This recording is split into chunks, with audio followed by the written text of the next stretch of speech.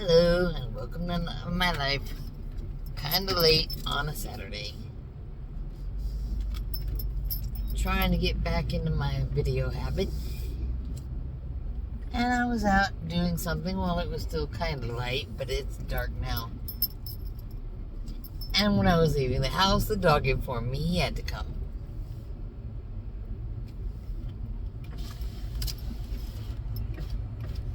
He's a little bit anxious. The older boy has been at his daddy's for most of the month, which is kind of normal in a custody situation. In fact, the boy was cognizant enough of goings on in the state to check if everyone was okay during all the flooding. Then again, he might have wanted to be happy that his mama's house was still going to be available. His mama's house being my house, basically.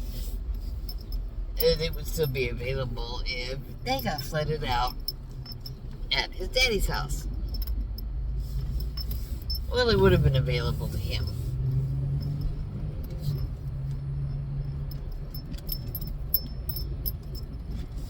Well, like I said, I was out doing something. I was playing a game, to be honest. GPS games are kind of fun. And this one has a science fiction overlay. Imagine, it's called Ingress. You can look it up if you want. But imagine energy and artifacts and weirdness are leaking through to this world from elsewhere. Well, if it's a dimensional thing, then eventually we should have communication and safety. And well, what if it's not safe? What if it's things being run by computers that don't like us? I mean, that's another nod to the everyone fears AI, since those really bad science fiction movies in the 50s and 60s.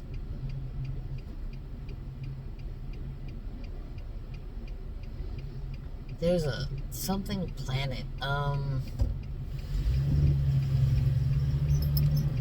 can't think of the name of it at the moment. But since it's a real old movie and actually quite the sci-fi classic, I would not be too awful surprised if Treasure Mopar knew it. But I'm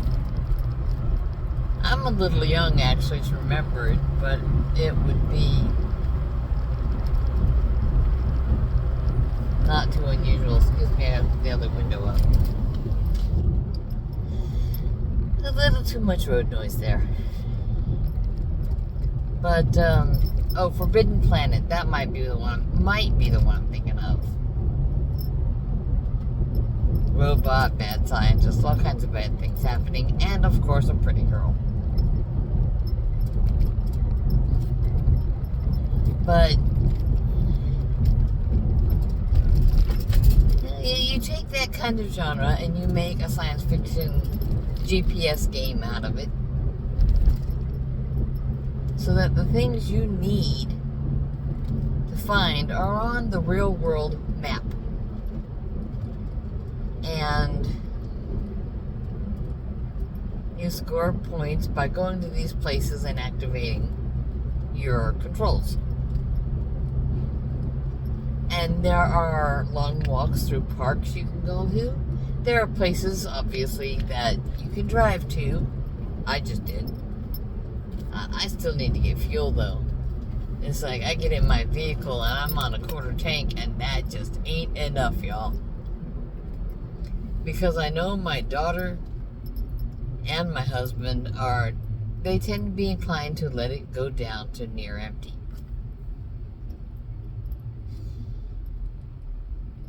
So anything I have the possibility of filling up without them complaining that I'm taking the vehicle they rely on, I go fill it up. That includes mine, And that includes the red truck that the younger boy desperately wants because he wants to be the only one at his school who can drive his vehicle.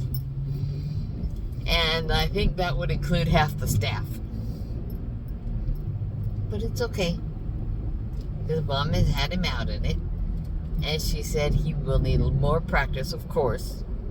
The older boy is proficient enough with it to jump in it, take it to town, get his girlfriend, and take her to work.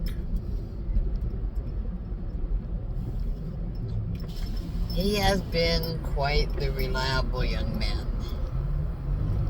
If she needs to get to work, he will make sure she gets there. For a while, he was even cooking breakfast before he left the house so that he could offer her bacon and egg tacos. Like, can I use these tortillas? Yes, you can use them. Use them. They're the good ones. She might like that. Good ones, by the way, are the butter tortillas to be had at H-E-B stores.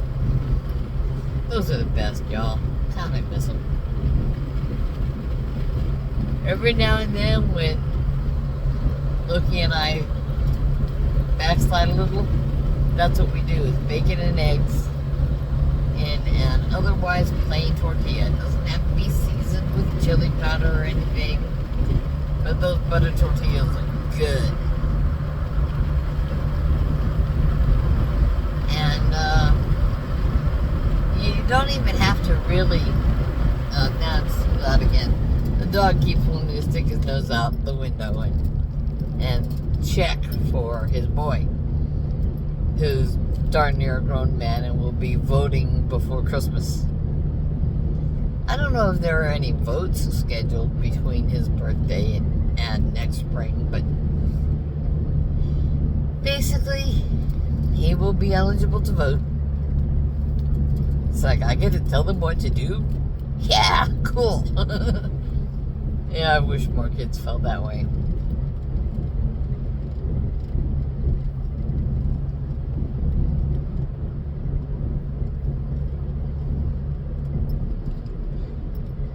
But my preferred fuel stop, like I said, I wanted to go fill up. They're already shut down for the night. Or maybe they got water in the tank staring on the rain and flooding. I don't know. I'm not going to wait around and ask. I drove around and looked for the most convenient exit from the parking lot, because that was Costco. And I exited out onto the service road. Well, I exited out onto the side road and then the service road. And I used the light at the service road to get back onto inner loop and go where I'm going, which is my second option for fuel. It's just close to home and well lit. And if the little blonde fur nugget next to me had not been insistent on going to look for his boy, I was cool about it. I'm like, I got the leash, I put it on him. Into the adventure truck we go, and away down the road. Yes, puppy, I'm talking about you. Away down the road to stop at a playground, which is driving distance from my house. But, it's one the young man had played at before when he was very small. But, we went, I put the window down. It's been up and down the whole time he's been in my vehicle. And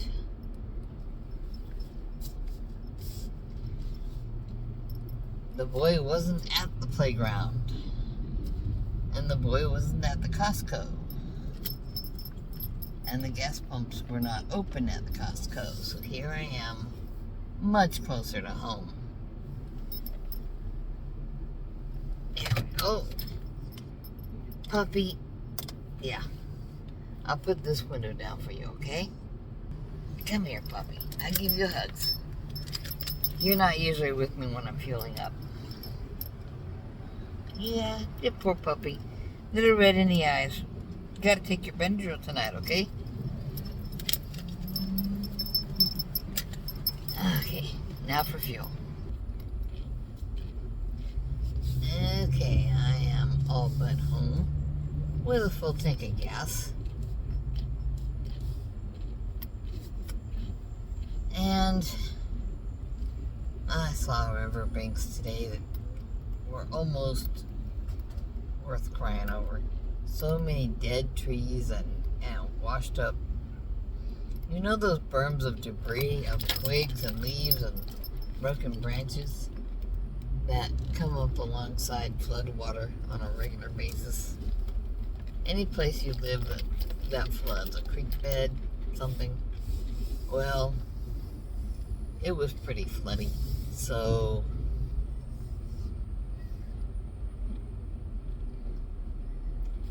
some of that was pretty messy. Don't know where my daughter is. The young gun got his plastic copy of his permit in the mail this week, so he's jazzed. I have not yet seen his picture on it. You know how important a good driver's license picture is.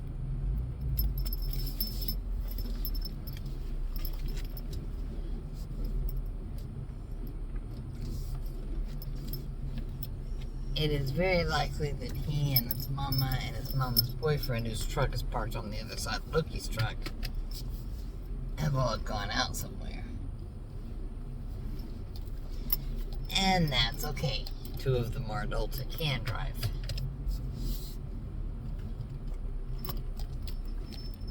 And now I am home. I'm done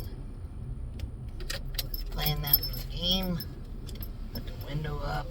Unfasten the belt. It's okay, puppy. It's okay. We're home. We just didn't find the boy this time, but he's not exactly missing. But, pray for those who are missing, because there's still a lot of them missing. And that's besides the fact that we know a lot of them did not make it. And there was some flooding in New Mexico. And then I believe Harry said there was more rain in Professor K's part of New Zealand. That's awful. And now, turn off the headlights. And now I'm pretty well done for the day. Remember, playing a game is helpful for people who've had a stroke because it helps write stuff in your brain. Puppy, let me put all my stuff together.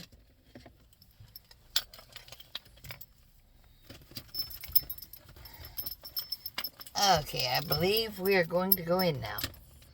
Y'all, eat something that keeps your inflammation low.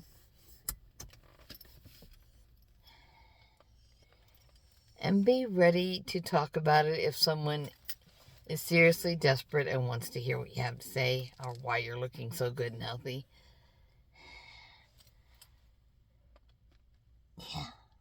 Yeah. We're home. We didn't find the boy, but we're home safely. Look out for each other when you can, and take care of yourselves and each other. Grandma loves you and wants you to be okay.